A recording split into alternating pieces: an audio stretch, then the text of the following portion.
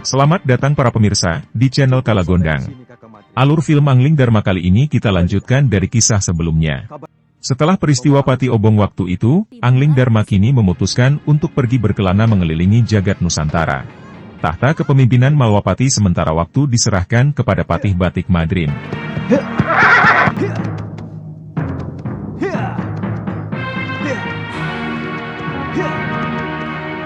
Di tengah pengembaraannya, Angling Dharma bertemu dengan para pendekar-pendekar dari golongan hitam yang sedang memperebutkan seorang tabib hebat, yaitu Suliwa. Mereka adalah Citra Genjik, Sudamani, Kiparon Wajah, Kenanga, Kang Sadewa serta Ki Brangas. Mereka semua memperebutkan Suliwa untuk berebut obat dalam kepentingannya masing-masing. Salah satunya obat yang diinginkan dari mereka adalah ramuan dewa obat keabadian supaya awet muda. Ikuti saja aturan mainnya. Kita bertarung sampai tinggal satu yang menang. Dan dialah yang berhak atas tabib muda. Oh, mainan menarik. Mengingatkan masa kecil. Main pedang-pedangan. Aku ikut.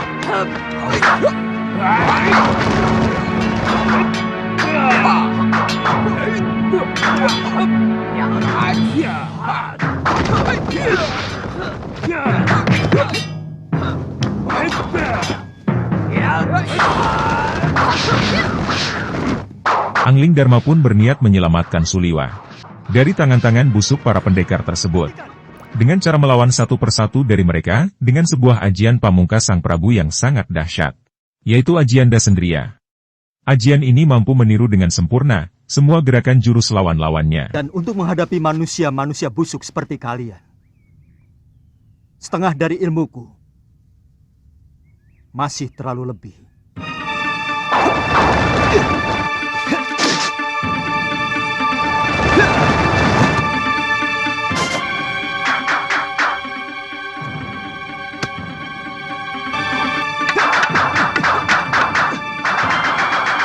Hingga mereka pun tidak sanggup menandingi kekuatan Prabu Angling Dharma. Para pendekar golongan hitam tersebut sangat kagum dengan kesaktian yang dimiliki Angling Dharma. Hingga akhirnya mereka mengakui kekalahan dan menyerah untuk melawannya.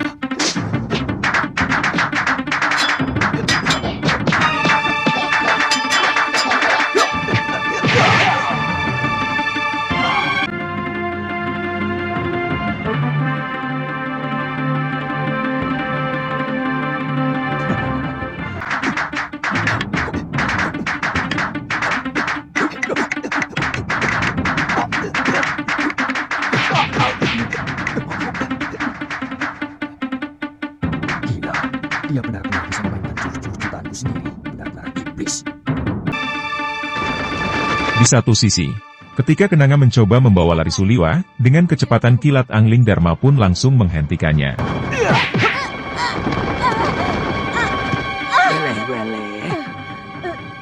Dan akhirnya Suliwa di sini pun selamat dari pendekar golongan hitam tersebut. Tunggu pembalasanku, pendekar. Pada akhirnya Angling Dharma pun mengajak Suliwa untuk berpetualang bersama. Siapa sebenarnya kamu? Nama saya Suliwa. Saya dukun obat biasa. Saya tinggal di goa dalam hutan 1000 bunga. Mungkin kamulah yang dianggap sementara orang sebagai titisan Betara Surya. Pantas. Saya tidak mengerti itu semua, Tuan. Saya hanyalah anak dukun obat yang diberi wasiat untuk menolong orang yang membutuhkan kesembuhan. Di tengah perjalanan mereka bertemu dengan Nila Saroya, yang tampak sempoyongan sehabis digenjot Sudamani sebelumnya.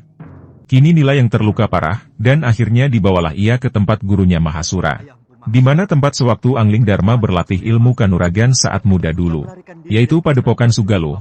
Bagaimana Tuan bisa sampai ke sana?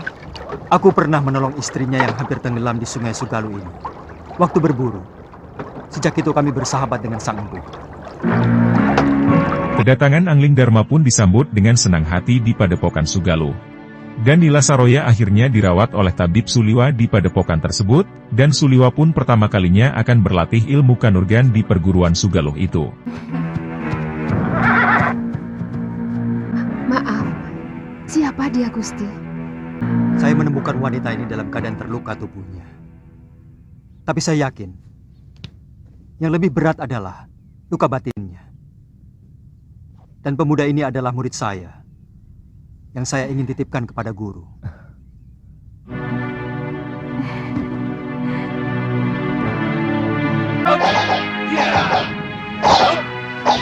Ditemani dengan Galuh Parwati, dengan senang hati akan membimbing Suliwa dalam berlatih ilmu bela diri.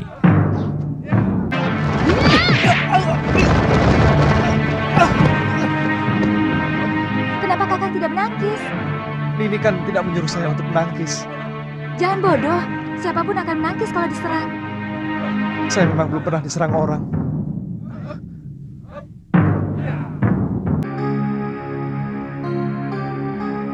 Hingga keduanya pun saling mencintai ketika duduk dan ngopi bersama di suatu malam. Di saat itu benih-benih cinta pun muncul di antara mereka berdua.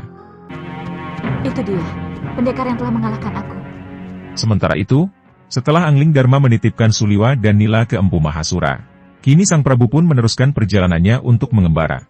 Sembari melihat-lihat pedesaan dan situasi apa yang terjadi di luar Malwapati. Akan tetapi, ketika telah berada di tengah hutan, Angling Dharma bertemu dengan 3 kawanan siluman serigala yang menginginkan dirinya. Apa salahku tiba-tiba kalian menyerang aku? Pertama, kamu pernah mengalahkan aku. Kedua, kamu telah lancang memasuki wilayahku tanpa izin. Dan yang ketiga, terus terang kamu betul-betul tampan. Dan pasti cukup perkasa untuk meladeni kami bertiga. Daerah ini masih dalam kawasan Malwapati. Dan penguasanya adalah Sang Prabu. Aku minta kalian minggirlah. Lancang! Pertarungan pun terjadi, hingga akhirnya sesuatu pun tidak dapat dihindari. Angling Dharma pun takluk di tangan mereka akibat racun liciknya kenanga.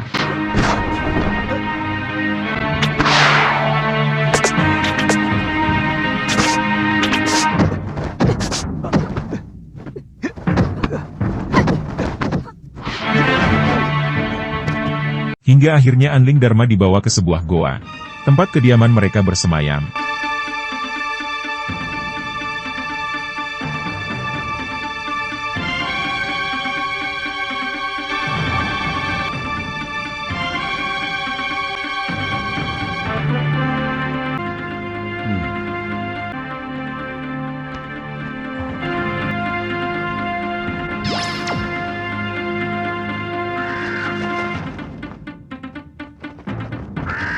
Dan disitulah Sang Prabu akhirnya menyaksikan sendiri betapa sadisnya para siluman tersebut, yang menjadikan manusia sebagai mangsanya. Nih bagianmu. Cepat pergi dari sini.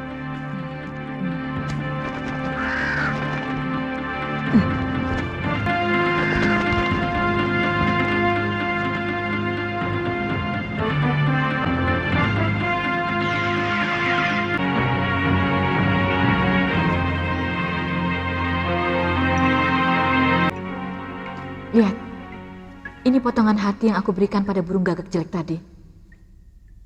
Kenapa bisa ada di sini? Pasti perbuatan lelaki itu. Bagus, berarti dia sudah tahu kita.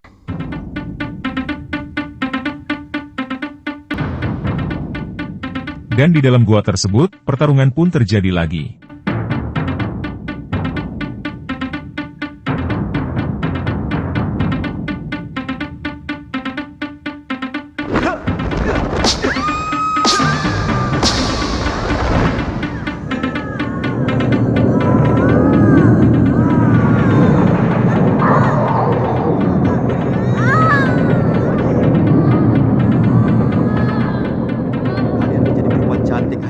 menjerat mangsa, untuk kemudian kalian santap dagingnya. Biadab. Sungguh sialnya Angling Dharma di sini harus terkena kutukan siluman tersebut. Prabu Angling Dharma dikutuk menjadi seekor burung belibis putih. Kutukan itu akan sirna, jika seorang gadis cantik keturunan raja mencabut jambul burung belibis jelmaan Prabu Angling Dharma tersebut. Dan kisah ini berakhir di sini, kita sambung di next video. Terima kasih.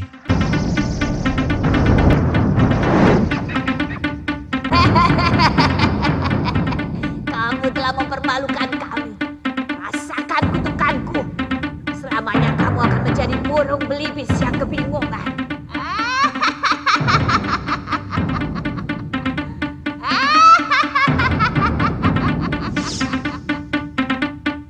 Kamu tidak akan bisa kembali menjadi manusia sebelum seorang putri cantik anak seorang raja mencabut jambulmu.